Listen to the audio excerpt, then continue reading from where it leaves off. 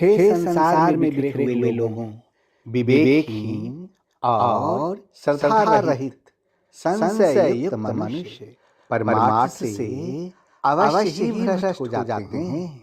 ऐसे संशय युक्त मनुष्य के लिए न तो यह लोक है, न परलोक है और न कोई सुख ही है।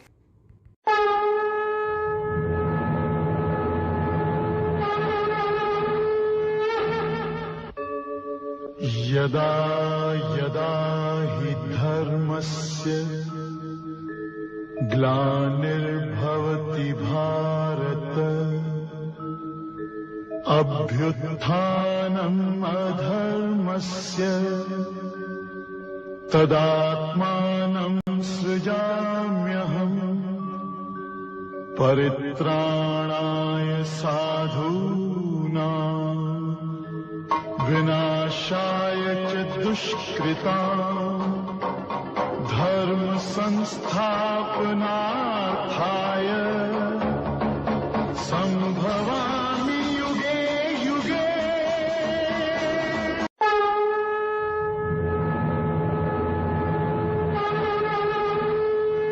हे मनुष्य, गीता किसी विशेष व्यक्ति, किसी विशेष जाति, किसी विशेष वर्ग, किसी विशेष पंथ, किसी विशेष देश काल या किसी रूढ़िवादी विचारधारा वाला व्यक्ति का ग्रंथ नहीं है, बल्कि यह प्रत्येक जाति, प्रत्येक धर्म, चारों वर्ण, पाप योनि, चांडाल, पापी से भी महापापी, प्रत्येक आयु के प्रत्येक स्त्री पुरुष के लिए अर्थात सबके लिए है।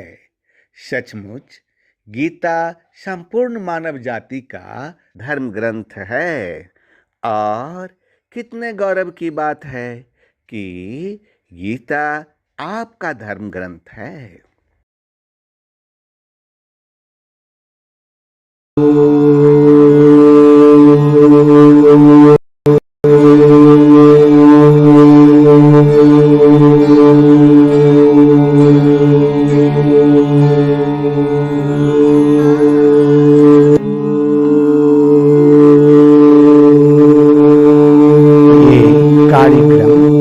ऐसा सफर है जो आपका जीवन बदल देगा। ये सफर आपको मोक्ष और सुख की सीमा तक ले जाएगा। ये कार्यक्रम आराम से देखिए और देखते देखते इसके साथ बहते जाइए। इसमें मन को पूछताछ करने की अनुमति मत दीजिए और न विश्लेषण ही कीजिए। शब्द को सुनिए और शब्द में डूब जाइए और एक एक कर शब्दों को सुनिए और शब्दों में डूबते जाइए, डूबते जाइए, डूबते जाइए। बस शब्दों को सुनते रहिए और देखते रहिए कि आप गंतव्य स्थान पर पहुंचे कि नहीं। ये सिर्फ आपके लिए ही है। इस सृष्टि के आप एक प्रकाश बूंद हैं। आप सबकी केवल एक ही खोज है, मोक्ष के द्वार और मोक्ष की प्राप्ति। साथ ही साथ खोज है इस धरती पर आनंदमय जीवन का, अच्छा स्वास्थ्य का, अनंत शांति का, ज्ञान का, सौभाग्य का और अनंत जीवन का। हर हाल में मोक्ष, आनंद, सुख और अनंत शांति की प्राप्ति। इन सब चीजों को पाने के लिए हर इंसान गुरुदेव को ढूंढता है, मगर क्या आप इसे पा सकते हैं? जी हाँ, ये हासिल की जा सकती है। ये सब तभी मुमकिन है जब अथराइज गुरु या सदगुरु या फिर ईश्वर पुत्र का पादर्पण होता है। ईश्वर पुत्र ही आदि श्री हैं, जिनके मार्ग का अनुसरण करने पर आप ये सब कुछ हासिल कर लेंगे, क्योंकि आदि श्री ही मार्ग हैं। तो चलिए यात्रा शुरू करते हैं।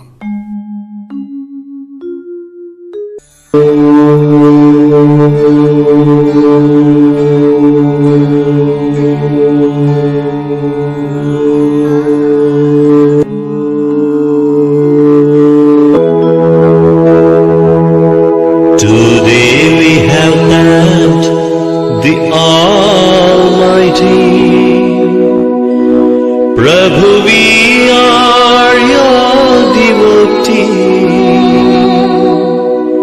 We glorify you from deep within. Shower us with your blessings.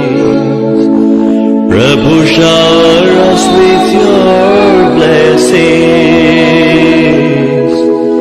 Prabhu, shower us with your blessings.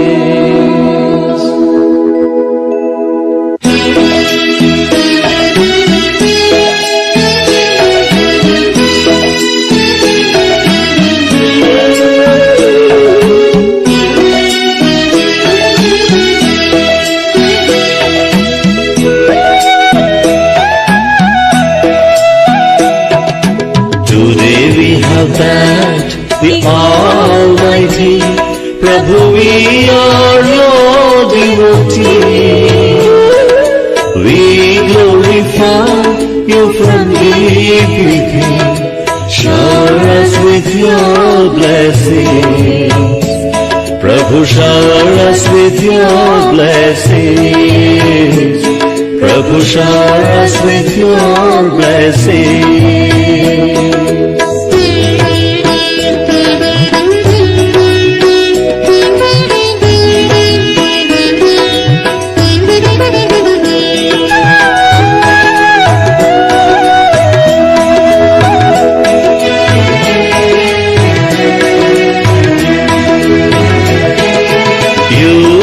Created all of us, only you can quench our thirst.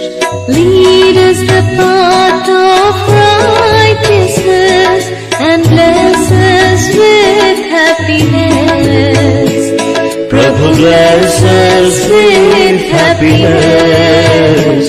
Prabhu, bless us with happiness. Today we have thanked the Almighty. Prabhu, we are your devotees. We glorify you from deep within. Shower us with your blessings. Prabhu, shower us with your blessings. Prabhu, shower us with your blessings.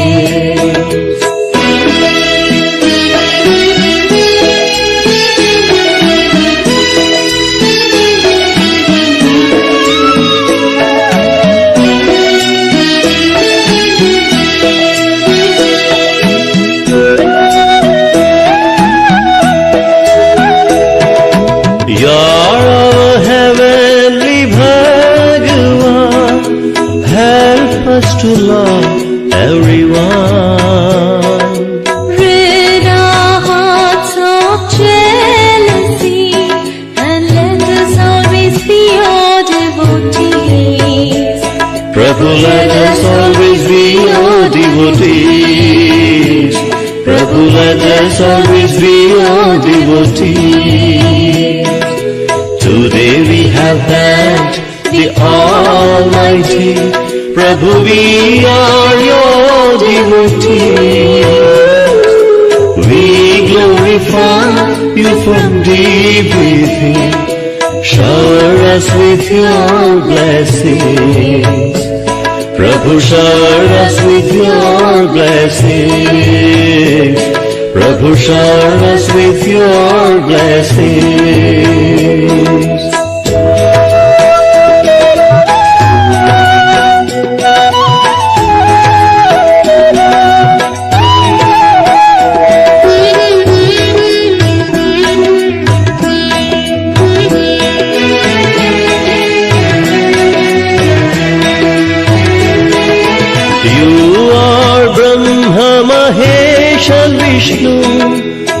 your love is pure and true. Help us to protect our dharma and purify our karma. Prabhu, purify our karma. Prabhu, purify our karma. Today we have thanked the Almighty. Prabhu, we are your devotees. We glorify you from deep within. Shower us with your blessings. Prabhu, shower us with your blessings. Prabhu, shower us with your blessings. Prabhu, shower us with your blessings.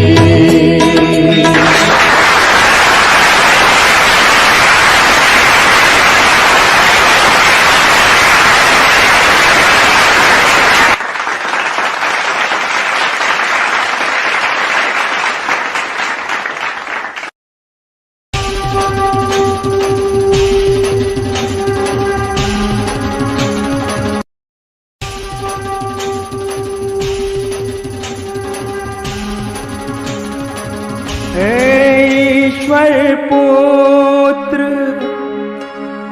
आदि श्री अरुण, तेरा ब्रह्म ज्ञान व्यापक था, व्यापक है, व्यापक रहे।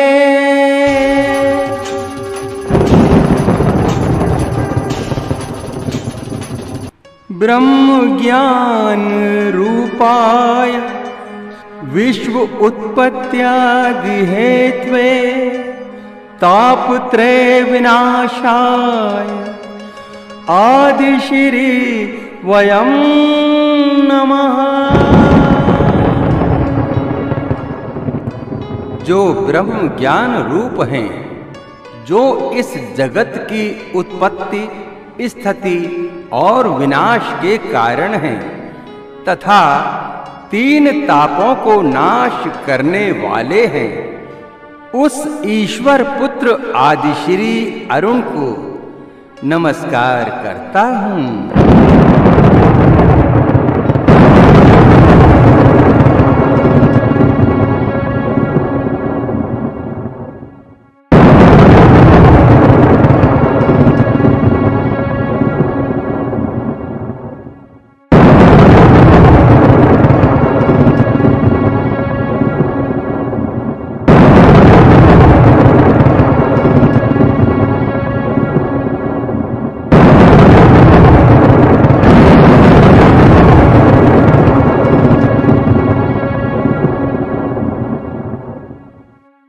हे ईश्वर पुत्र आदि श्री अरुण, काल प्रशासन की प्रेरणा से मैं आपसे मंत्रणा करने आई हूँ। हे देवी, मंत्रणा कक्ष में आपका स्वागत है। अब आपको आज से ही कली पुरुष से टक्कर लेने के लिए तैयारी शुरू कर देनी चाहिए, इसीलिए मैं आपकी सेवा में आई हूँ। अब आप कली पुरुष तथा उनके प्रतिनिधि का विनाश करने के लिए अपने योद्धाओं को आदेश दीजिए। अब आप लोगों को उपदेश देने में समय को बर्बाद नहीं कीजिए। आपने काल प्रशासन के द्वारा निर्धारित किए गए समय से मुझको अवगत कराया है, यह तो बहुत अच्छी बात है। लोगों को उपदेश करने में समय की बर्बादी नहीं हो रही है। मेरा यह अवतार संपूर्ण प्रेम का अवतार है। यह समय तो मुझे मेरे भक्तों के बीच प्रेम लीला का है, जिसमें लोगों को महसूस करवाना है कि सबसे पहले ईश्वर ने मनुष्य से प्यार किया, मनुष्य ने नहीं, मनुष्य तो बाद में प्यार किया। पूरा जगत ही उनके प्रेम के आकर्षण का परिणाम है। परंतु आज की राजनीति में उसका प्रयोजन क्या है? उसका प्रयोजन है मनुष्य को यह सिखाना है कि प्रेम के बिना सृष्टि नहीं है, और यदि सृष्टि हो भी गई तो प्रेम के बिना मनुष्य का जीवन अधूरा है। केवल राजनीति ही जीवन को पूरा नहीं करती और ना ही वह जीवन का लक्ष्य है। जीवन का अंतिम लक्ष्य है प्रेम, केवल प्रेम, क्योंकि वहीं से भक्ति का रास्ता शुरू होता है। वो सब तो ठीक है, परंतु आज के समय में अमेरिका तो सुपर पावर है ही, लेकिन अमेरिका को छोड़कर 3 और देश सुपर पावर बनने का ख्वाब देख रहा है। आज की राजनीति ये कहती है कि अनेकों परमाणु बम से विकसित शक्तिशाली कई देश हैं जिस पर कलि पुरुष के प्रतिनिधि का शासन है। वह इस धरती को मनुष्य शून्य बना देने के लिए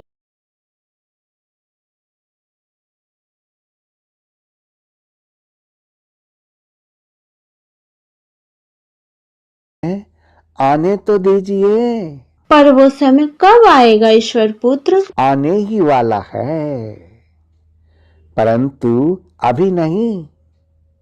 अभी तो ईश्वर पुत्र आदि श्री के संपूर्ण प्रेम लीला का समय है।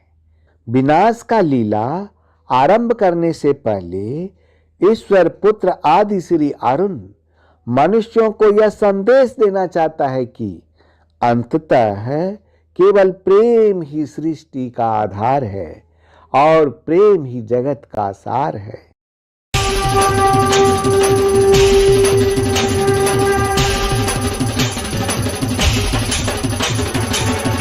मेरे जो भी भक्त हैं सब है नातेदार,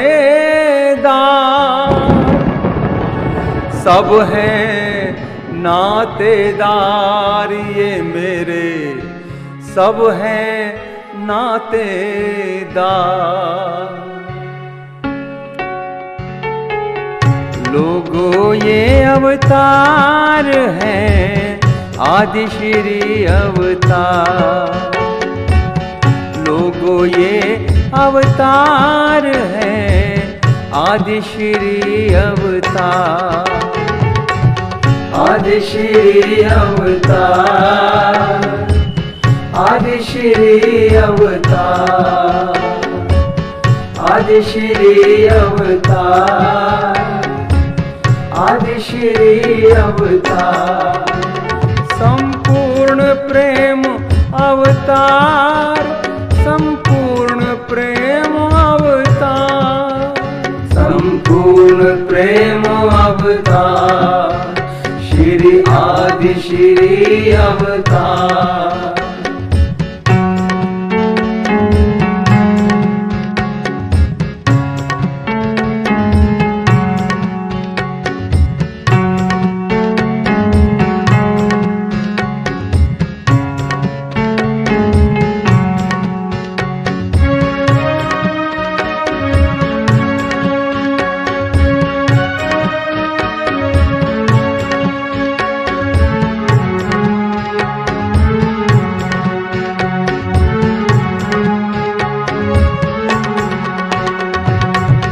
बंधु सखा और मात पिता कह जुड़े अनेकों नाते,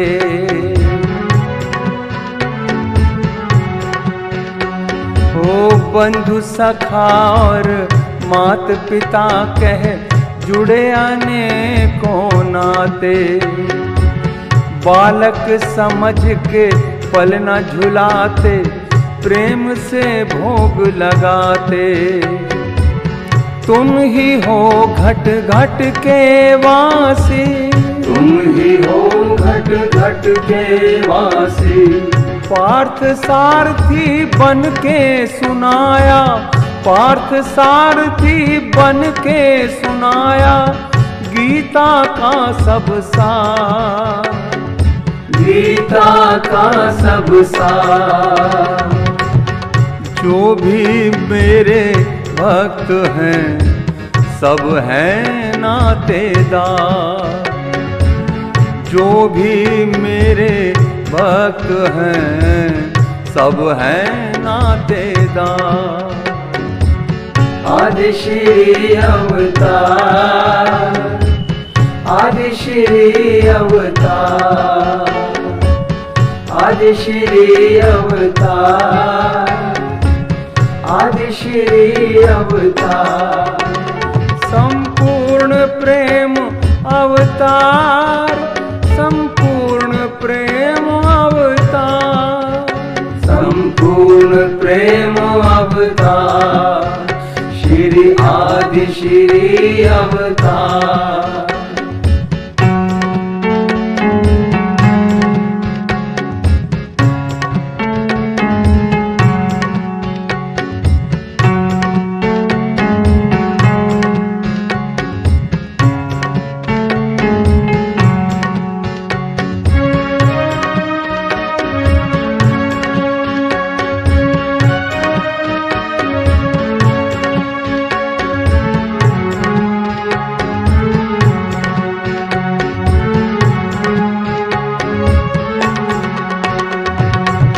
प्रेम के नाते जो है निभाते, जो मुझको है भाव से ध्याते।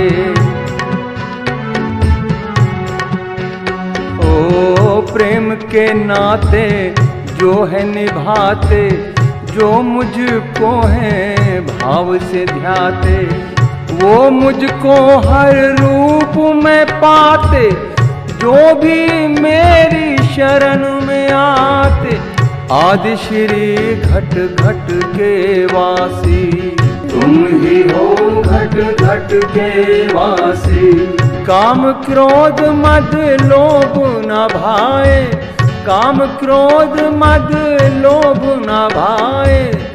मैं हूँ प्रेम आधार, तुम हो प्रेम आधार।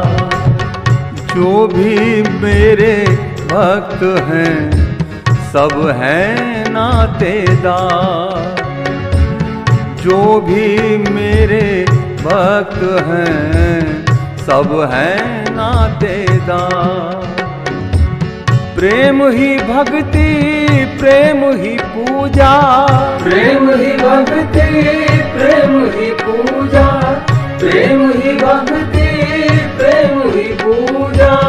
आदि श्री अवतार, आदि श्री अवतार, आदि श्री अवतार, आदि श्री अवतार। संपूर्ण प्रेम अवतार, संपूर्ण प्रेम अवतार। प्रेम ही भक्ति, प्रेम ही पूजा।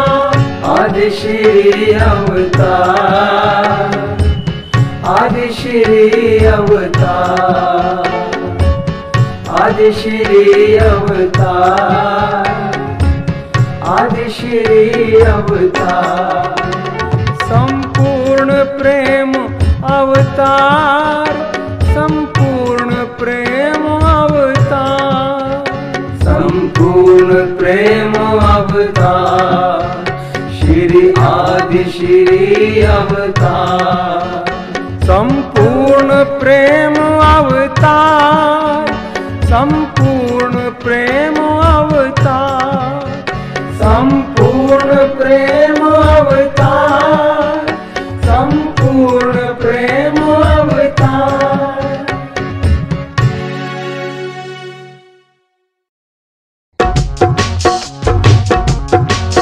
प्रेम ही सब वेदों का सार, प्रेम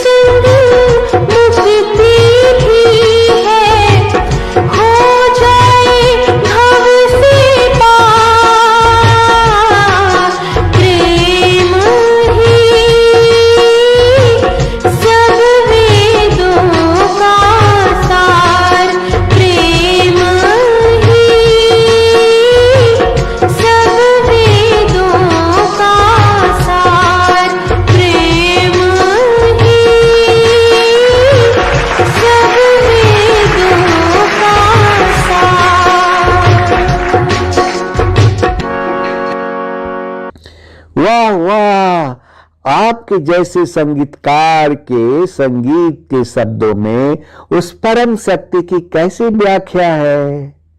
वास्तव में संगीतकार की दूरदृष्टि ही समय की सीमाओं को लांघकर उस परम शक्ति को देख सकती है कि वह शाश्वत है।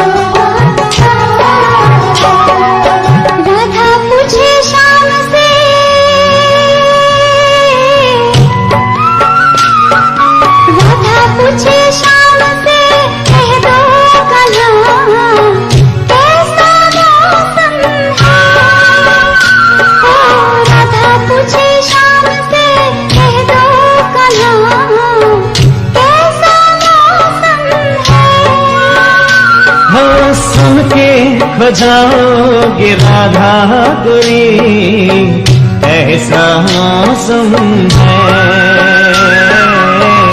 ऐसा मौसम है।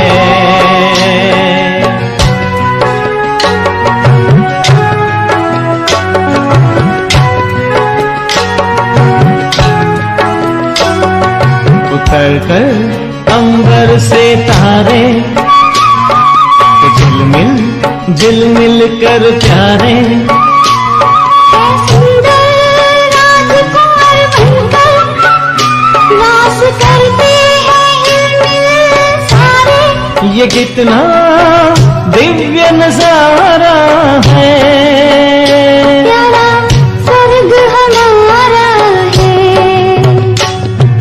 राधा पूछे शाम से, राधा पूछे शाम से, कह दो कहाँ कैसा मौसम है।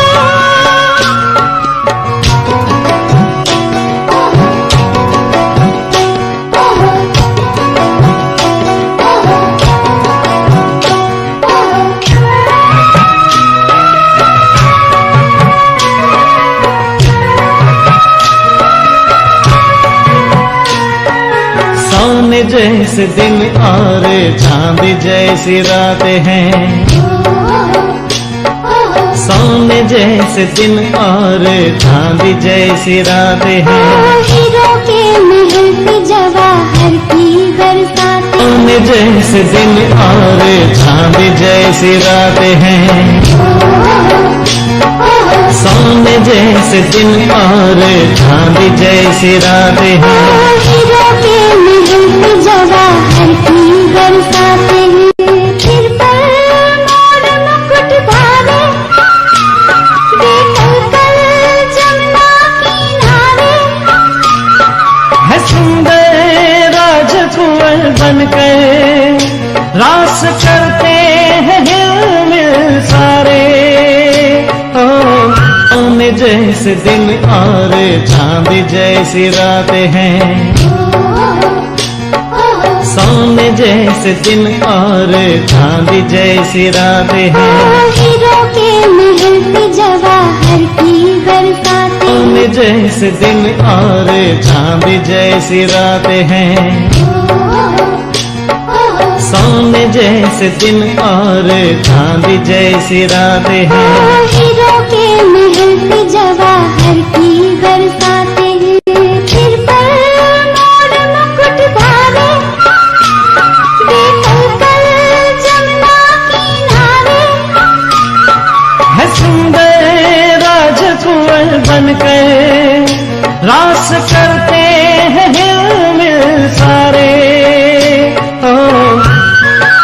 सुन के खो जाओगी राधा गोरी, ऐसा मौसम है।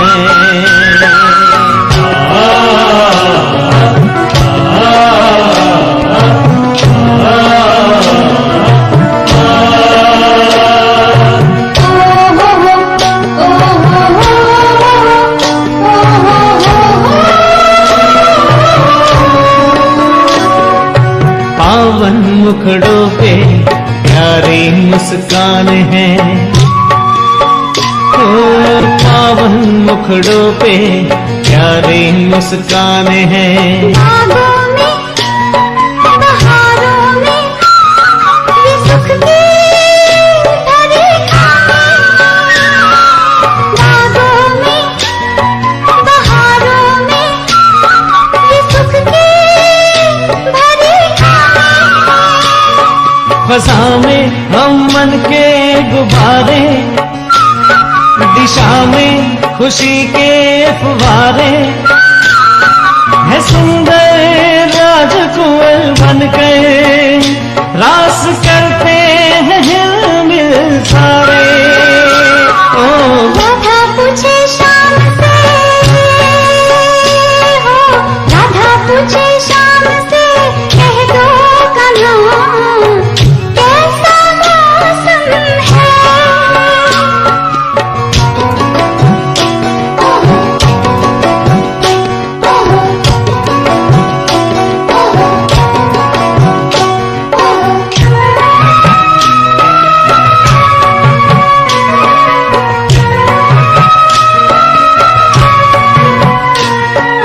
दुनिया बनानी ऐसी किसने पुकारा है। दुनिया बनानी ऐसी किसने पुकारा है। बेहद गगन हो जैसे मिलता इशारा है।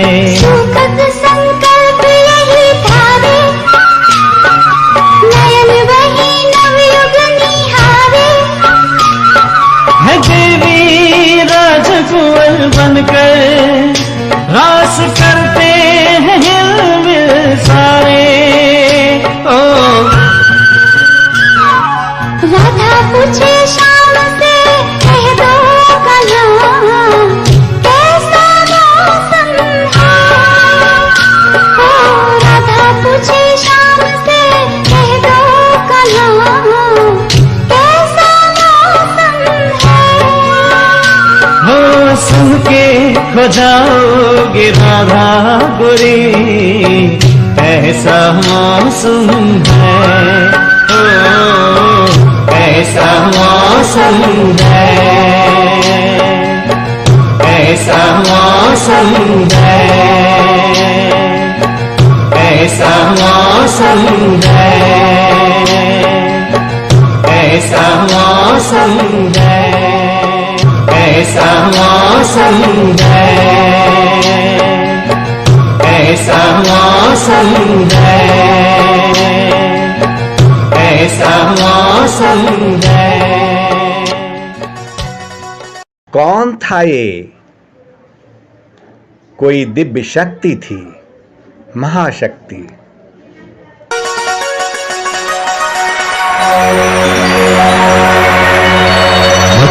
बस तुम्हें भी ऐसी ही दुनिया बनानी है।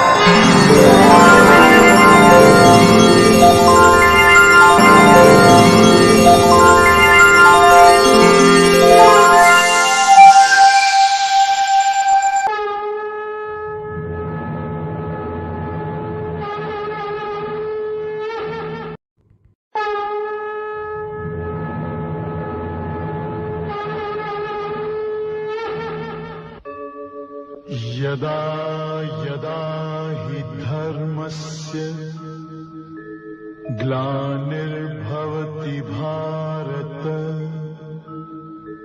अभ्युत्थानम् अधर्मस्य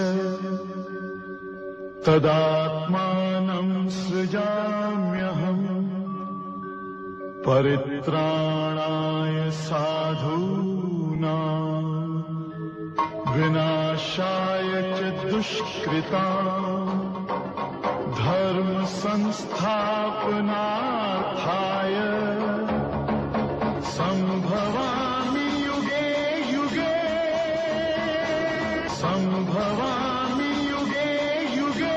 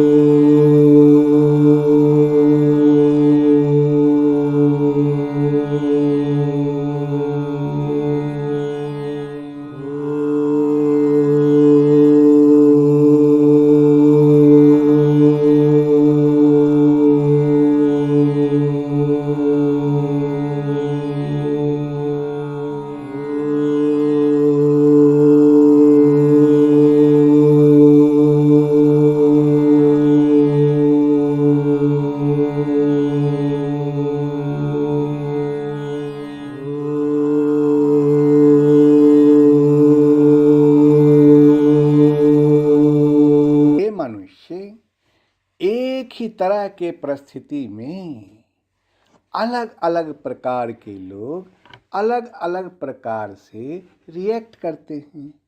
अगर किसी को मदद की ज़रूरत है तो कोई आगे आके मदद करता है और कोई रास्ता बदल कर चला जाता है। हे मनुष्य, क्या आपने कभी ऐसा सोचा है कि ऐसा क्यों होता है? इस बात का उत्तर देने के लिए आज ईश्वर पुत्र आदि श्री अरुण आपके सामने उपस्थित हुआ है। आज मैं ईश्वर पुत्र आदि श्री अरुण आपको ले चलूंगा रेडिएंट उपदेश ऑफ गीता के अध्याय 16 के सफर में, जिसका शीर्षक है दैवासुर संपद्विभाग योग। क्यों कुछ लोग आसुरी लक्षणों के साथ पैदा होते हैं और क्यों कुछ लोग दैवी लक्षणों के साथ पैदा होते हैं, और क्या होते हैं ये लक्षण? तो आइए अब मैं ईश्वर पुत्र आदि श्री अरुण सफर शुरू करता हूं रेडिएंट उपदेश ऑफ गीता का अध्याय 16। तो क्या आप सफर पर चलने के लिए तैयार हैं?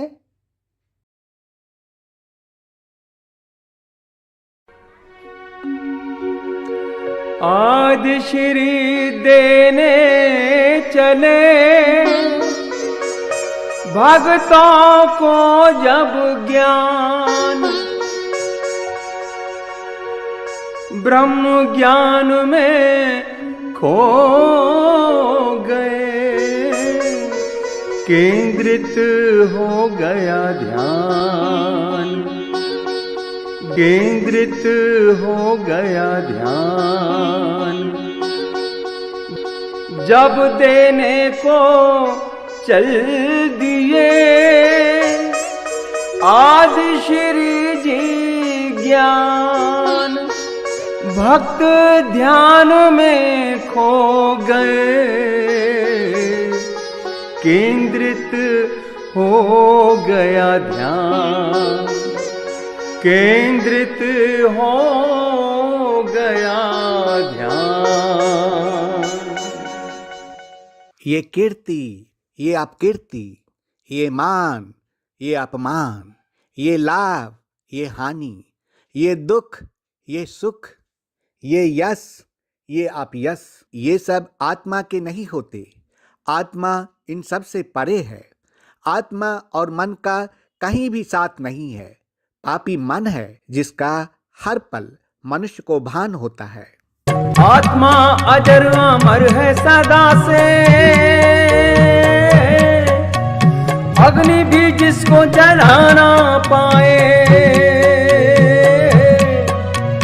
आत्मा महासागर है इसकी, कोई भी थाह को जान ना पाए। बहरूपिया मन पापी है, बहरूपिया मन पापी है, ये तो हर पल स्वांग रचाए। हे ईश्वर पुत्र, आप बार बार इस बात पर जोर दे रहे हो कि मन पर पूरी तरह काबू पालो तो मुक्ति के द्वार खुल जाएंगे। परंतु मन को बस में करने का कोई सरल साधन भी है? साधन तो अवश्य है, सरल भी है, परंतु बड़ा दुष्कर भी है। इसका क्या अर्थ है? यदि तुम धीरमति वाले हो, दृढ़ निश्चय वाले हो, तो यह काम सरल है। और यदि तुम्हारी मति दृढ़ नहीं है तो दृढ़ निश्चय नहीं कर सकोगे, तो जन्म जन्मांतर तक भटकते रहोगे। यह दृढ़ निश्चय कैसे हो सकता है? विश्वास से। किस में विश्वास से? परमात्मा में विश्वास से, सत्य में विश्वास से, अपने धर्म में विश्वास से। मन के बहकावे में नया तू, ये मन बहकावे में डाले। मन के बहकावे में नया तू, ये मन बहकावे में डाले। तू इस मन का दास ना बन, इस मन को अपना दास बना ले।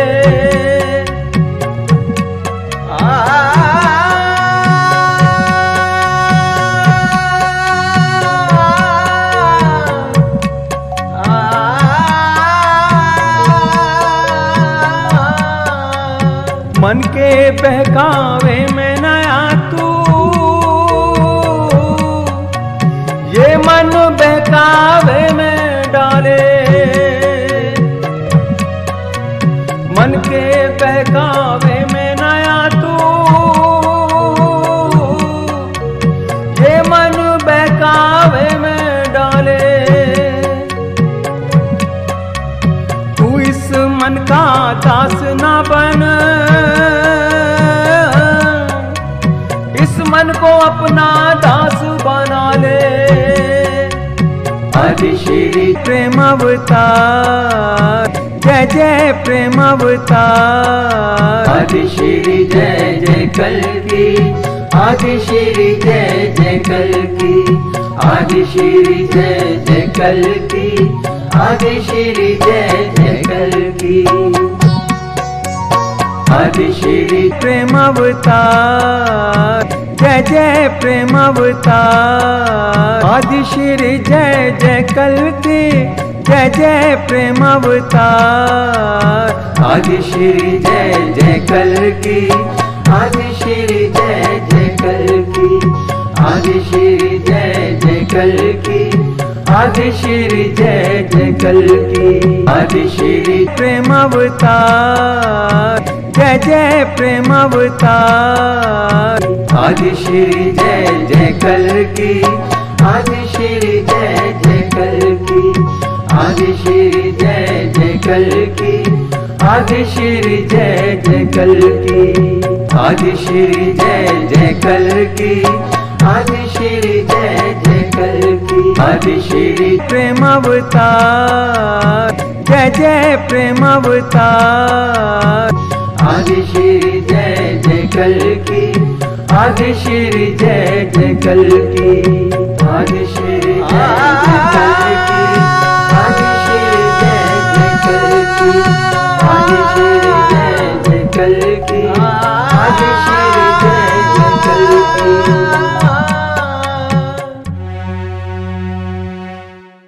ओम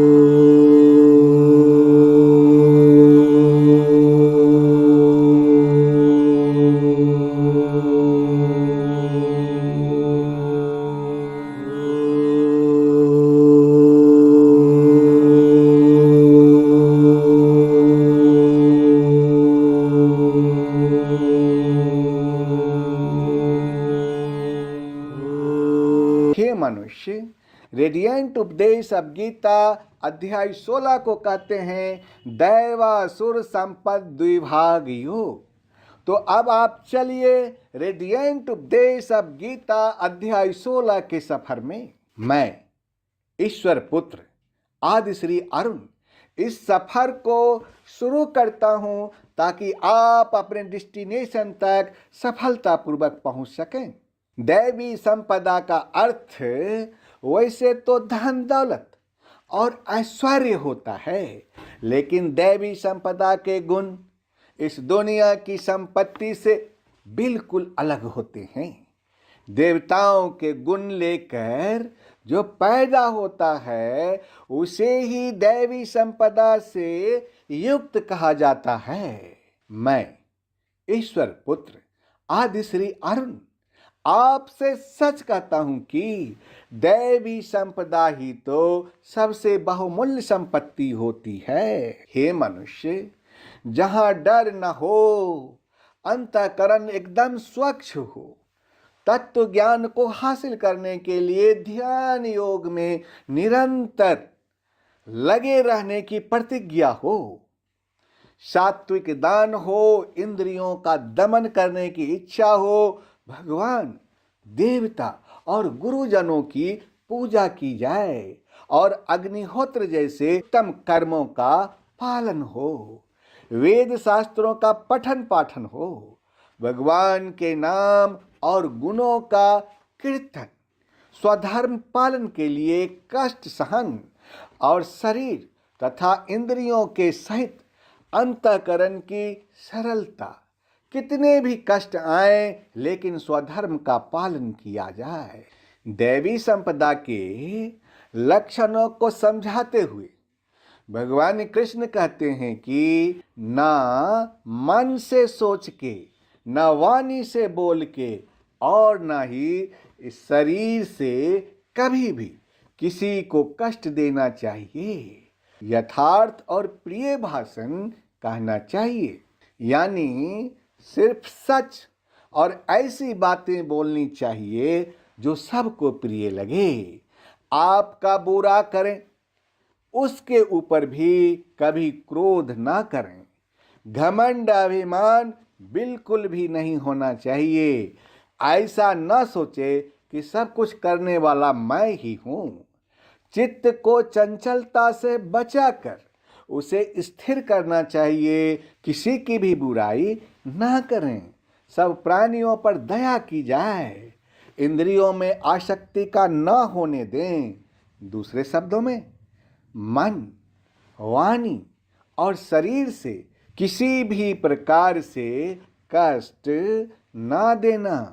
यथार्थ और प्रिय भाषण, अपना अपकार करने वाले पर भी क्रोध का न होना, कर्मों में कर्तापन के अभिमान का त्याग, अंतःकरण की उपरति अर्थात चित्त की चंचलता का अभाव, किसी की भी निंदा आदि न करना, सब भूत प्राणियों में हेतु रहित दया, इंद्रियों का विषयों के साथ संजोग होने पर भी उनमें आसक्ति का न होना, कोमलता, लोक और शास्त्र के विरुद्ध आचरण में लज्जा और व्यर्थ चेष्टाओं का अभाव, ये सारे लक्षण दैवी संपदा से युक्त लोगों के ही हो सकते हैं। तेज वह गुण है जिसके सामने छोटे, घटिया या बुरे लोग भी इसके प्रभाव में आकर के अच्छे काम करने लगते हैं। दैवी संपदा के लक्षणों को स्पष्ट रूप से समझा जा सकता है। तेज, क्षमा, धैर्य यानी कि संयम, बाहर की शुद्धि यानी कि अच्छे संस्कार, शत्रु भाव का ना होना और अपने अंदर घमंड का बिल्कुल ना होना, यही दैवी संपदा को लेकर उत्पन्न हुए पुरुष के लक्षण हैं। दैवी संपदा के गुणों के लक्षण के बाद अब आसुरी संपदा के लक्षण को समझिए। एक तरह से आप इन आसुरी गुणों को दैवी से एकदम उल्टा मान सकते हैं। जैसे दंभ यानी कि घमंड का होना, क्रोध और कठोरता यानी कि क्रूर बर्ताव और अज्ञान, यह सब आसुरी संपदा को लेकर के उत्पन्न हुए पुरुष के लक्षण हैं। अगर अगली बार से जब आप मिलें या डील करें तो सोचिएगा कि उसमें कौन सी संपदा के गुण हैं, आसुरी संपदा का या दैवी संपदा का। उसके गुणों से आप उसके व्यक्तित्व का परीक्षण कर सकते हैं और उसी तरीके से आप बर्ताव भी कर सकते हैं। दूसरे शब्दों में दंभ, घमंड और अभिमान तथा क्रोध, कठोरता और अज्ञान भी, ये सब आसुरी संपदा को लेकर उत्पन्न हुए पुरुष के लक्षण हैं। मनुष्यों के व्यवहार में दो तरह के बर्ताव होते हैं, दैवी और आसुरी। दैवी संपदा के जो गुण हैं वह मुक्ति के लिए होते हैं। अगर उन गुणों को आप पालन में लाते हैं, नियम से इन गुणों को अपने जीवन में उतारते हैं, तो इसका अर्थ है कि आप मुक्ति की तरफ बढ़ रहे हैं। लेकिन आसुरी संपदा के गुण बंधन के लिए माने गए हैं। बंधन किससे? इस दुनिया से। भगवान कृष्ण ने अर्जुन से कहा कि तू शोक मत कर, क्योंकि तू दैवी संपदा को लेकर उत्पन्न हुआ है। हे मनुष्य, मैंने इस दुनिया का एनालिसिस करते हुए सीधे सीधे इसको दो हिस्सों में बांटा है। संसार में मनुष्य दो तरह का ही हो सकता है, पहला दैवी संपदा वाला और दूसरा आसुरी संपदा वाला। दैवी प्रकृति वाला और आसुरी प्रकृति वाला, इन दो के अलावा और तीसरा अन्य कोई प्रकृति वाला मनुष्य संसार में आपको नहीं दिखेगा। जब हृदय में अथवा मन में दैवी संपदा के गुण घर कर लेते हैं तो आप एक तरह से देवता हैं। और अगर यदि मन में आसुरी संपदा के लक्षण आ गए तो आप अवश्य ही राक्षस बन चुके हैं, राक्षस। हे मनुष्य, यह सिद्धांत संसार के हर एक किसी मनुष्य के लिए लागू होता है। इसीलिए आप जितने भी व्यक्ति को जानते हैं उनको भी इन्हीं दो श्रेणियों में बांट सकते हैं। हे मनुष्य, मैं आपसे सच कहता हूं कि आसुरी स्वभाव वाले मनुष्य प्रवृत्ति और निवृत्ति दोनों को ही नहीं जानते।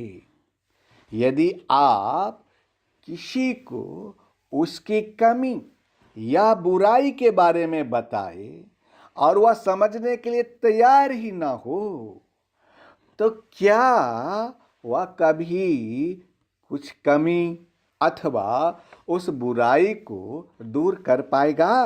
कभी नहीं, कभी नहीं, असंभव। आसुरी स्वभाव वाला यह समझता ही नहीं है कि उसकी प्रवृत्ति बुरे कर्मों में है, इसलिए बुराई कभी उनसे छूट ही नहीं पाता है। ऐसे लोगों में न तो बाहर की शुद्धि होती और न ही अंदर की शुद्धि होती है। ऐसे लोग जिनका अंतःकरण दूषित हो तो उनका आचरण भी बुरा ही होता है। ऐसे व्यक्ति से मैं आपको दूर रहने की सलाह देता हूं। आसुरी प्रकृति वाले व्यक्ति इस जगत की सच्चाई को समझने के लिए तैयार नहीं होते। वे कहते हैं कि ये जगत आश्रय रहित है, यह दुनिया अगर किसी नियम से चल रही है तो इसके पीछे कोई तो होगा। आसुरी प्रकृति वाले मनुष्य धर्म और अधर्म के सत्य को नहीं मानते और ना ही वह ईश्वर को मानते हैं। उनका तो मानना है कि संतान केवल स्त्री पुरुष के सहयोग से ही उत्पन्न होते हैं और इसकी वजह सिर्फ काम है, काम। हे मनुष्य, जब किसी व्यक्ति के अंतःकरण में धर्म और अधर्म में निष्ठा नहीं होती, वह व्यक्ति बेईमानी या छल कपट करने से भी पीछे नहीं हटता। हे मनुष्य, दैवी प्रवृत्ति कंस्ट्रक्टिव होती है, अर्थात उसकी बुद्धि रचनात्मक होती है, और आसुरी प्रवृत्ति वाले लोगों का रवैया डिस्ट्रक्टिव होता है, डिस्ट्रक्टिव। ऐसा लोग बस नाश ही करते हैं।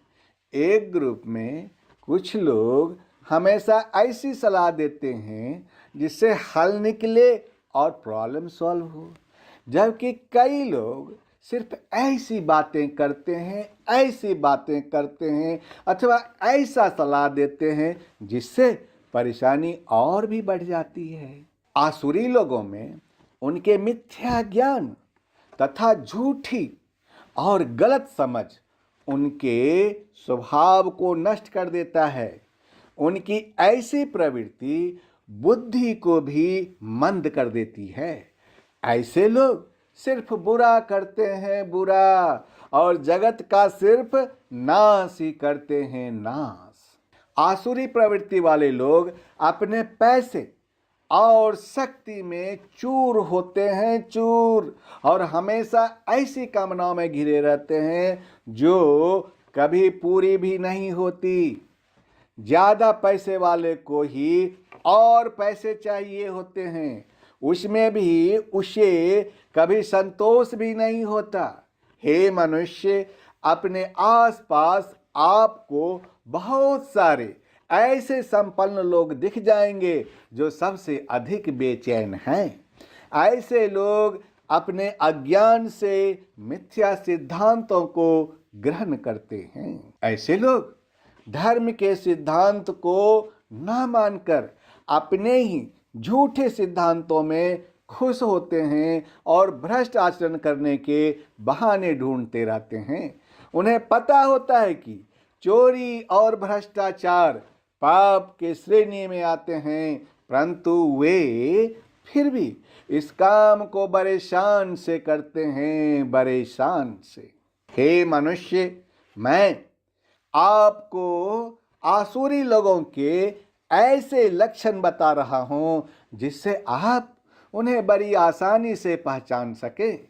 ऐसे लोग हमेशा किसी न किसी चिंता में घिरे रहते हैं, चिंताएं ऐसी जो मरने तक खत्म ना हो, यानी कि मृत्यु पर्यंत रहने वाली असंख्य चिंताएं। जो व्यक्ति मृत्यु पर्यंत रहने वाली असंख्य चिंताओं में ही घिरा रहेगा, वह सत्य से साक्षात्कार कैसे करेगा? बताओ। आसुरी प्रवृत्ति वाले लोगों का वैसे सत्य से कोई वास्ता भी नहीं होता। ऐसा व्यक्ति केवल विषय भोग में ही तत्पर रहते हैं। विषय भोग से अर्थात इंद्रियों के भोगों को भोगने से जो आनंद मिलता है, जैसे खाना, सोना इत्यादि, और जो व्यक्ति इस तरह के भोगों के आनंद के लिए ही जीता है, तो उसके कर्म कैसे होंगे, यह तो आप खुद ही समझ सकते हैं। जो व्यक्ति कामना में, यानी कि अपनी इच्छा को पूरा करने में फंसा होता है, ऐसे ही व्यक्ति आसुरी प्रवृत्ति वाला व्यक्ति होता है। कामना या आशा की सैकड़ों फांसियां ऐसे लोगों को अपनी जकड़ से छूटने नहीं देता। आशा की वजह से इनके मन में काम और क्रोध जैसे भाव उत्पन्न होते हैं। ऐसा व्यक्ति काम और क्रोध के चलते अपना आपा खोकर अपने विषय भोगों के लिए अन्याय से भी पीछे नहीं हटते। इनका देह सिर्फ अपने भोगों के लिए धन इकट्ठा करने से होता है, जिससे आशा होता है। काम क्रोध उसी से होता है, और ऐसा ही व्यक्ति अन्याय करता है। अन्याय, दूसरे शब्दों में, इस मिथ्या ज्ञान को अवलंबन करके जिनका स्वभाव नष्ट हो गया है तथा जिनकी बुद्धि मंद हो गई है, वे सब अपकार करने वाले क्रूर कर्मी मनुष्य केवल जगत के नाश के लिए ही समर्थ होते हैं। समर्थ।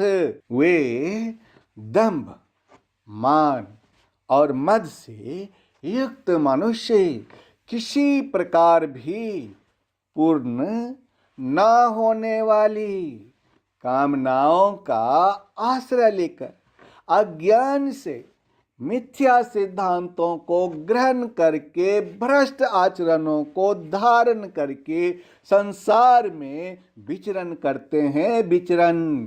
तथा वे मृत्यु पर्यंत रहने वाली असंख्य चिंताओं का आश्रय लेने वाले, विषय भोगों के भोगने में तत्पर रहने वाले, और इतना ही सुख है इस प्रकार मानने वाले होते हैं। हाँ हाँ, मानने वाले होते हैं। वे आशा की सैकड़ों फांसियों से बंधे हुए मनुष्य काम क्रोध के परायण होकर विषय भोगों के लिए अन्याय पूर्वक धन आदि पदार्थों का संग्रह करने की चेष्टा करते हैं। चेष्टा।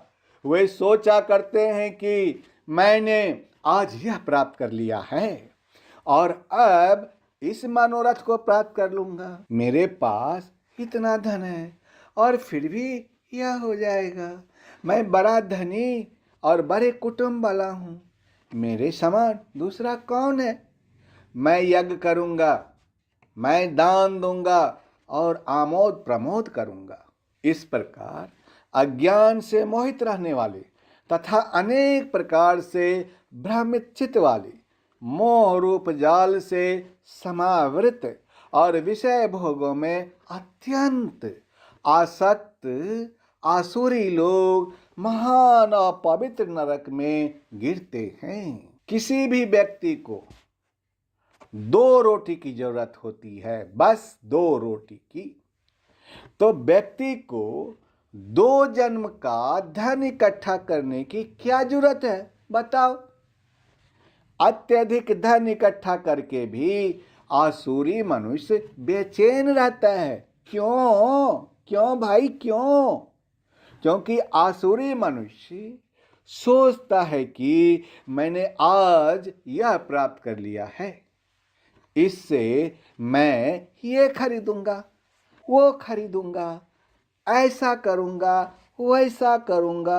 और जिस दिन यह खरीद पूरी हो जाती है तो कोई नई कामना, कोई नई आशा, कुछ नया प्राप्त करने के लिए विवश करती है, और यह कामना पहले से भी बड़ी होती है। इस बार बड़ी कार, बड़ा घर, पहले से भी महंगा गहना लेना होता है, और इस तरह से यह सिलसिला एक फांसी की तरह कसता हुआ चला जाता है। अधिकतर लोग इस बात को समझ नहीं पाता है, और जब तक उसे समझ में आता है तब तक बहुत देर हो चुका होता है। हे मनुष्य, ऐसे लोग अपने आप को ही श्रेष्ठ मानने वाले घमंडी पुरुष धन और मान के मद से युक्त होकर केवल नाम मात्र के यज्ञों के द्वारा पाखंड से शास्त्र विधि रहित यजन करते हैं। वे अहंकार, बल, घमंड, कामना और क्रोधादि के परायण और दूसरों की निंदा करने वाले पुरुष अपने और दूसरों के शरीर में स्थित मुझ अंतर्यामी से द्वेष करने वाले होते हैं। हाँ हाँ, द्वेष करने वाले होते हैं। हे मनुष्य, उन द्वेष करने वाले पापाचारी और क्रूर कर्मी नराधमों को मैं संसार में बार बार आसुरी योनियों में ही डालता हूँ। वे मूढ़ मुझको ना प्राप्त होकर ही जन्म जन्म में आसुरी योनि को ही प्राप्त होते हैं, फिर उससे भी अति नीच गति को प्राप्त होते हैं, अर्थात घोर नरक में पड़ते हैं। हाँ हाँ, घोर नरक में पड़ते हैं। हे मनुष्य, दुनिया में हर बुराई के 3 मूल कारण हैं। नंबर 1 काम, नंबर 2 क्रोध और नंबर 3 लोभ। इन तीनों को ईश्वर ने नरक का द्वार बताया है। यह तीनों इतने बुरे हैं, इतने बुरे हैं, इतने बुरे हैं कि इन्हें आत्मा का नाश करने वाला, अर्थात आत्मा को अधोगति में ले जाने वाला मान लिया है। दूसरे शब्दों में काम, क्रोध तथा लोभ, ये 3 प्रकार के नरक के द्वार आत्मा का नाश करने वाले, अर्थात उसको अधोगति में ले जाने वाले हैं। इसलिए इन तीनों को त्याग देना चाहिए। हाँ, त्याग देना चाहिए। हे मनुष्य, आसुरी प्रवृत्ति के लोग इन्हीं तीनों के वश में अपनी सूझ बूझ खो बैठते हैं। काम, क्रोध और लोभ आपसे वे हर चीज करवाते हैं जो आपको नहीं करनी चाहिए। शारीरिक तौर पर भी और मानसिक तौर पर भी दोनों कष्ट इन्हीं तीनों से शुरू होते हैं। इनके चंगुल में फंसने के बाद कोई बिरला व्यक्ति ही है जो नरक से बच पाया। अगर आपको अपना जन्म संवारना है तो इन तीनों को त्याग दीजिए। किसको? कौन से तीनों को? पहला काम, दूसरा क्रोध और तीसरा लोभ। काम, क्रोध और लोभ को ईश्वर ने नरक का द्वार बताया है। नरक का द्वार। जो मनुष्य इन तीनों नरक के द्वारों से मुक्त होता है वह पुरुष अपने कल्याण का आचरण करता है। अपने कल्याण का आचरण का अर्थ यह है कि अपने उद्धार के लिए ईश्वर के द्वारा बताए हुए रास्ते पर चलना। जो व्यक्ति ऐसा करता है वह व्यक्ति परम गति को प्राप्त होता है, अर्थात ईश्वर को ही प्राप्त होता है। हे मनुष्य, मैंने आपको 2 रास्ता बताया है, जिसमें एक है कल्याण का और दूसरा है नरक का। आपको इन दोनों रास्तों में से किसी भी एक रास्ते को चुनना है और यह चुनने का काम आपको करना है। हे मनुष्य, इन तीनों नरक के द्वारों से मुक्त पुरुष अपने कल्याण का आचरण करता है। इससे वह परम गति को जाता है, अर्थात मुझको ही प्राप्त हो जाता है। लेकिन जो व्यक्ति शास्त्र विधि को त्याग कर अपनी इच्छा से मनमाना आचरण करता है वह न सिद्धि को प्राप्त होता है, न परम गति को प्राप्त होता है और न सुख को ही प्राप्त होता है। हे मनुष्य, इससे तेरे लिए इस कर्तव्य और अकर्तव्य की व्यवस्था में शास्त्र ही प्रमाण है। ऐसा जानकर तू शास्त्र विधि से नियत कर्म करने योग्य है। हे मनुष्य, ईश्वर आपको शास्त्र विधि से कर्म करने की सलाह देते हैं। गीता आपका शास्त्र है। हाँ हाँ, आपका। दुनिया में ऐसा कोई प्रश्न नहीं जिसका उत्तर गीता में नहीं है। जो व्यक्ति आसुरी प्रवृत्ति का है, ऐसे लोगों की संगत से जितना दूर हो सके उतना दूर ही रहिए और खुद अपनी प्रवृत्ति को दैवी बनाइए ताकि ज्यादा से ज्यादा लोग आपके पास आए और आपका सानिध्य प्राप्त करना चाहे। हे मनुष्य, यह था रेडिएंट उपदेश ऑफ गीता अध्याय 16, जिसमें मैंने अति रहस्यमय और गुप्त रखने योग्य ज्ञान को खोल कर बताया, ताकि आप जन्म मृत्यु के बंधन से छूटकर मोक्ष को पा सकें। हाँ, मोक्ष को पा सकें।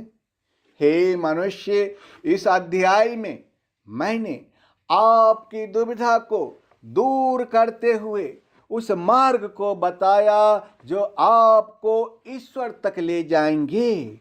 यह ज्ञान इस दुनिया और उस दुनिया के बीच की कड़ी है।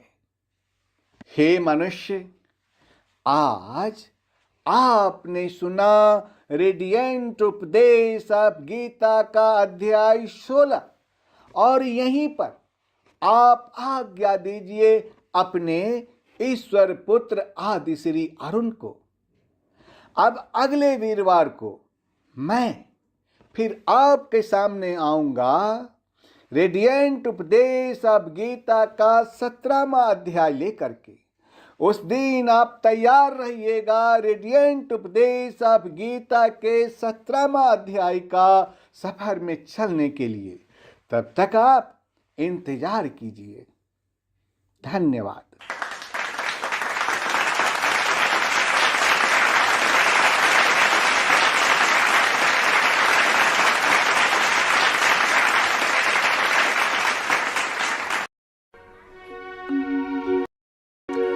आदि श्री देने चले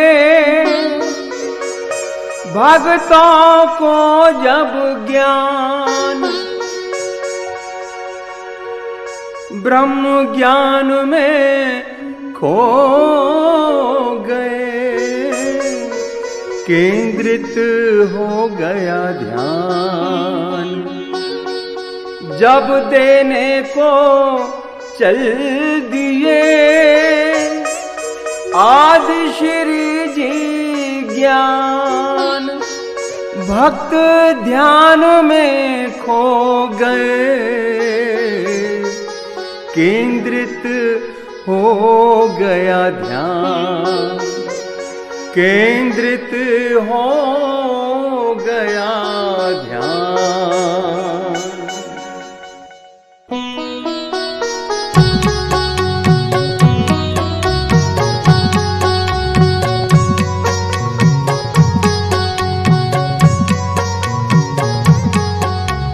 ब्रह्मा जागे नारद चौंके, ब्रह्मा जागे नारद चौंके, त्रिभुवन में कौतूहल जागा।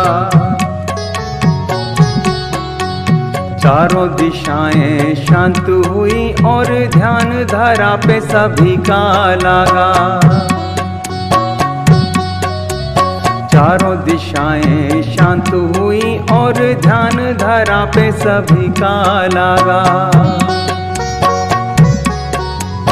गीता का महाज्ञान सुनने को, गीता का महाज्ञान सुनने को शिव ने ध्यान समाधि त्यागा। एक अर्जुन के निमित्त मिलेगा, एक अर्जुन के निमित्त मिलेगा, ज्ञानामृत सबको बिनु मांगा। आदि श्री प्रेम अवतार, जय जय प्रेम अवतार। आदि श्री जय जय कल्कि, आदि श्री जय जय कल्कि, आदि श्री जय जय कल्कि, आदि श्री जय जय कल्कि। आदि श्री प्रेम अवतार, जय जय प्रेम अवतार। आदि श्री जय जय कल्कि, जय जय प्रेम अवतार।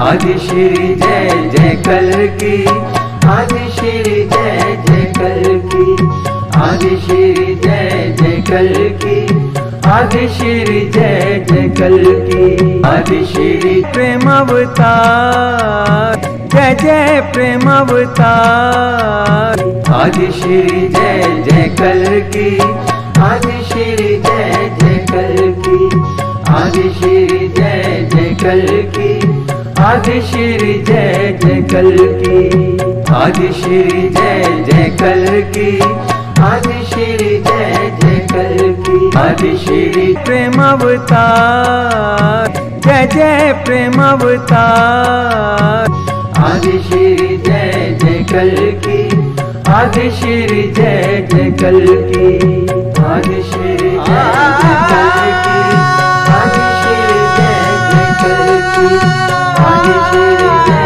जय कल्कि आदि श्री जय जय कल्कि।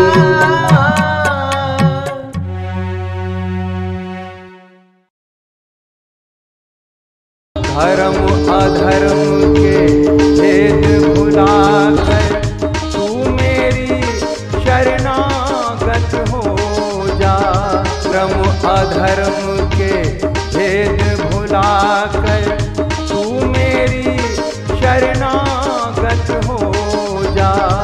धर्म अधर्म के भेद भुलाकर तू मेरी शरणागत हो जा। मेरी शरणागत हो जा।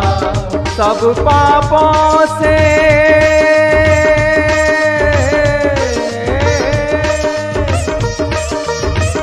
सब पापों से मुक्ति दूंगा। शोक न कर मेरी भक्ति में खो जा। शोक न कर मेरी भक्ति में खो जा। शोक न कर मेरी भक्ति में खो जा।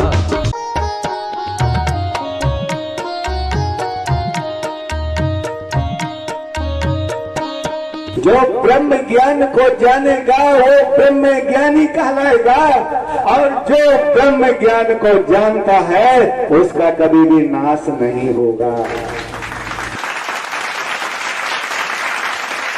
तो निश्चय पूर्वक सत्य जान कि मेरा भक्त नष्ट नहीं होता।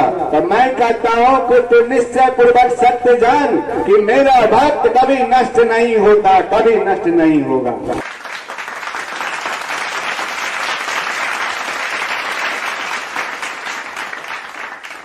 ब्रह्म ज्ञान का पाठ पढ़ाया।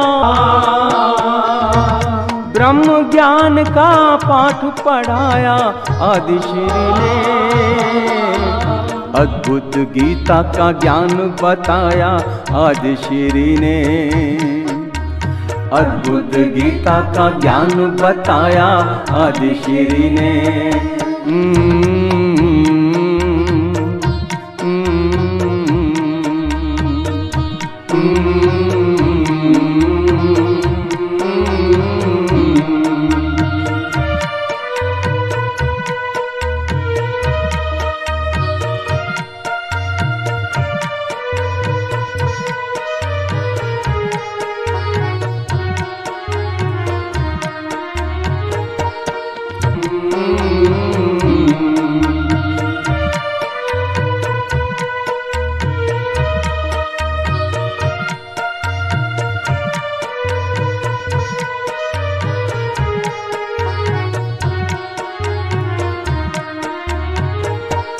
आदि श्री देने चले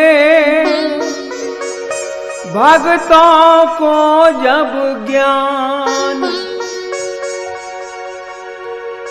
ब्रह्म ज्ञान में खो गए, केंद्रित हो गया ध्यान। जब देने को चल दिए आदि श्री जी ज्ञान। भक्त ध्यान में खो गए, केंद्रित हो गया ध्यान। केंद्रित हो गया ध्यान।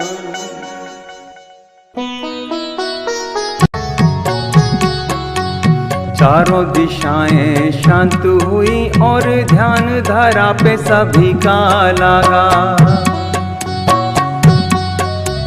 चारों दिशाएं शांत हुई और ध्यान धारा पे सभी का लगा। गीता का महाज्ञान सुनने को, गीता का महाज्ञान सुनने को शिव ने ध्यान समाधि त्यागा। एक अर्जुन के निमित्त मिलेगा, एक अर्जुन के निमित्त मिलेगा, ज्ञानामृत सबको बिनु मांगा। आदि श्री जय जय कल्कि, आदि श्री जय जय कल्कि, आदि श्री जय जय कल्कि, आदि श्री जय जय कल्कि। हे मनुष्य, सृष्टि के शुरू में ईश्वर ने अपने आत्मा का एक भाग से पूरी सृष्टि को रचा और उसी से सारे अवतार समय समय पर धरती पर आते रहे तथा उस ईश्वर के आत्मा का 3 भाग अंतरिक्ष में ही रह गया था। अब प्रश्न यह उठता है कि ईश्वर के आत्मा का 3 भाग जो अंतरिक्ष में रह गया था उसका क्या उपयोग होगा?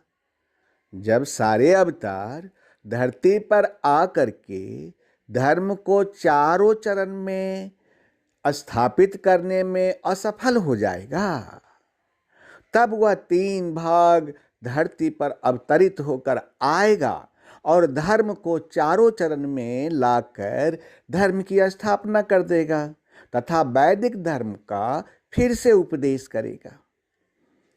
त्रेता युग में भगवान राम धरती पर धर्म को चारों चरण में नहीं ला सके। द्वापर युग में भगवान कृष्ण संपूर्ण अवतार थे, इनको लोगों ने संपूर्ण अवतार कहा, लेकिन वे भी धरती पर धर्म को चारों चरण में नहीं ला सके। तो प्रश्न यह उठता है कि अब धर्म को चारों चरण में लाने के लिए कौन आएगा?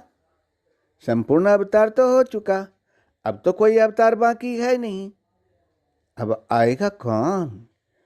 यही तो सोचने की बात है। और मनुष्य तो इस ओर सोचने के लिए कदम बढ़ाता ही नहीं है। जो 3 भाग अंतरिक्ष में रह गया था वही धरती पर अवतरित होकर आएगा, जिसको विराट पुरुष का 23वां महाअवतार कहते हैं। उन्हीं को आदि श्री अरुण नाम से पुकारते हैं। उन्होंने जरूरत के अनुसार अपने आप को कई रूपों में प्रकट किया और इन्हीं को संपूर्ण अवतार के नाम से भी जानते हैं। और कुछ लोग इन्हें प्रेम का संपूर्ण अवतार कहते हैं। आज वह आपको उस ज्ञान को देने के लिए जा रहे हैं जिसको आपने कभी सुना ही नहीं होगा। इनके भाव को, किनके भाव को? उस ज्ञान के भाव को संगीत के 7 सुरों में पिरोया गया है, जिसको सुनने का अवसर अभी आपको मिलेगा। धन्यवाद। आदि श्री देने चले भक्तों को जब ज्ञान, ब्रह्म ज्ञान में खो गए, केंद्रित हो गया ध्यान। जब देने को चल दिए आदि श्री जी ज्ञान, भक्त ध्यान में खो गए, केंद्रित हो गया ध्यान, केंद्रित हो गया ध्यान।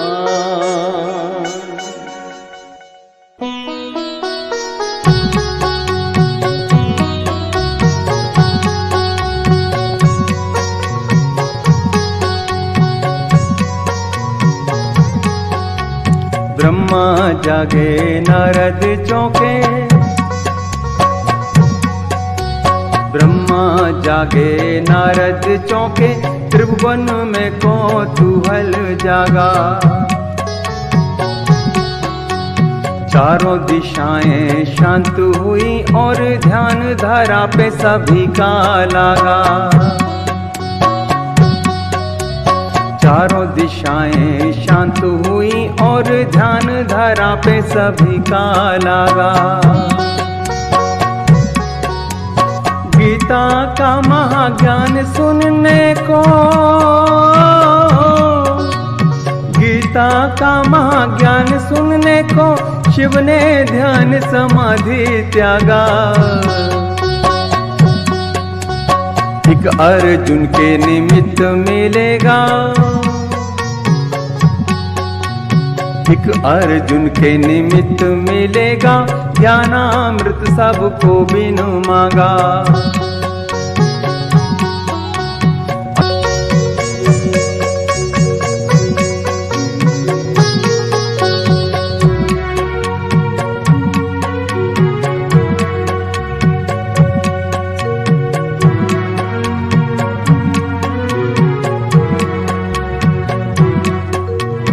आत्मा अजर अमर है सदा से, अग्नि भी जिसको जला ना पाए। आत्मा महासागर है इसकी, कोई भी थाह को जान ना पाए। बहरूपिया मन पापी है,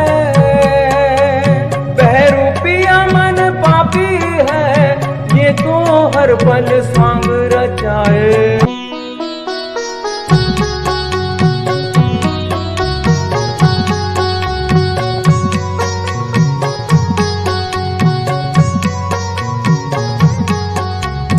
मन के बहकावे में नया तू, ये मन बहकावे में डाले। मन के बहकावे में नया तू, ये मन बहकावे में डाले। तू इस मन का दास ना बन,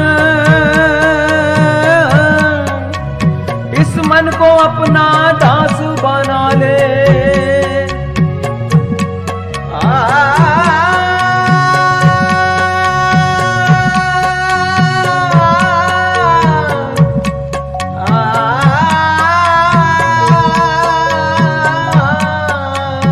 मन के बहकावे में नया तू,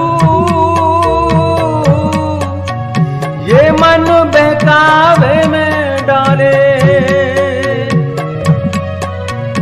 मन के बहकावे में नया तू, ये मन बहकावे में डाले।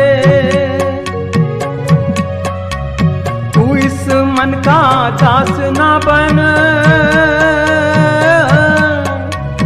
इस मन को अपना दास बना ले। आदि श्री प्रेम अवतार, जय जय प्रेम अवतार। आदि श्री जय जय कल्की, आदि श्री जय जय कल्की। आदि श्री जय जय कल्की, आदि श्री जय जय कल्की। आदि श्री प्रेम अवतार, जय जय प्रेम अवतार। आदि श्री जय जय कल्की, जय जय प्रेम अवतार। आदि श्री जय जय कल्की, आदि श्री जय जय कल्की। आदि श्री जय जय कल की आदि श्री जय जय कल की आदि श्री प्रेम अवतार जय जय प्रेम अवतार आदि श्री जय जय कल की आदि श्री जय जय कल की आदि श्री जय जय कल की आदि श्री जय जय कल की आदि श्री जय जय कल की आदि श्री जय जय कल की आदि श्री प्रेम अवतार जय जय प्रेम अवतार आदि श्री जय जय कल की आदि श्री जय जय कल की आदि श्री जय जय कल की आदि श्री जय जय कल की आदि श्री जय जय कल की आदि श्री जय जय कल की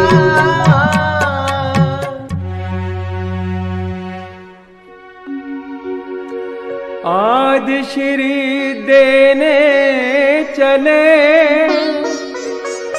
भक्तों को जब ज्ञान ब्रह्म ज्ञान में खो गए केंद्रित हो गया ध्यान जब देने को चल दिए आदि श्री जी ज्ञान भक्त ध्यान में खो गए केंद्रित हो गया ध्यान केंद्रित हो गया ध्यान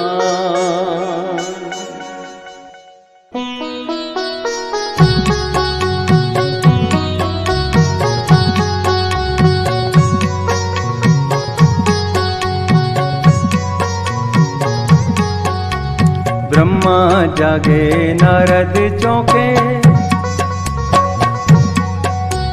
ब्रह्मा जागे नारद चौंके त्रिभुवन में कौतूहल जागा चारों दिशाएं शांत हुई और ध्यान धारा पे सभी का लागा चारों दिशाएं शांत हुई और ध्यान धारा पे सभी का लागा गीता का महाज्ञान सुनने को गीता का महाज्ञान सुनने को शिव ने ध्यान समाधि त्यागा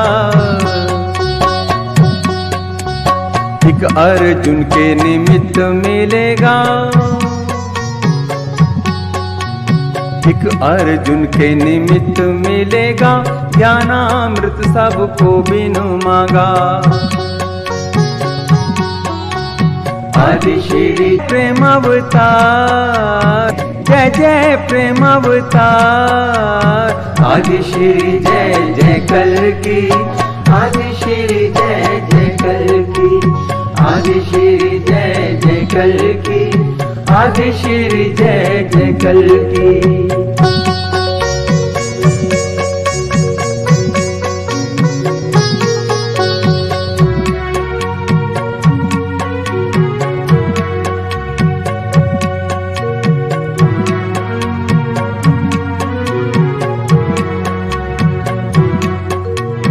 आत्मा अजर अमर है सदा से अग्नि भी जिसको जला ना पाए आत्मा महासागर है इसकी कोई भी थाह को जान ना पाए बहरूपिया मन पापी है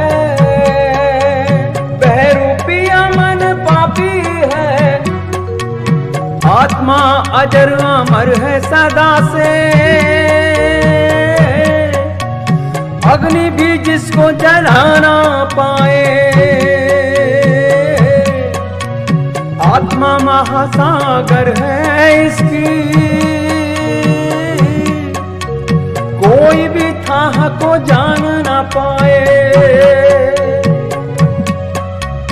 बहरूपिया मन पापी है, बहरूपिया मन पापी है, ये तो हर पल स्वांग रचाए। आदि श्री जय जय कल्की, आदि श्री जय जय कल्की, आदि श्री जय जय कल्की, आदि श्री जय जय कल्की। आदि श्री जय जय कल्की, जय जय प्रेम अवतार। आदि श्री जय जय कल्की, आदि श्री जय जय कल्की, आदि श्री जय जय कल्की, आदि श्री जय जय कल्की।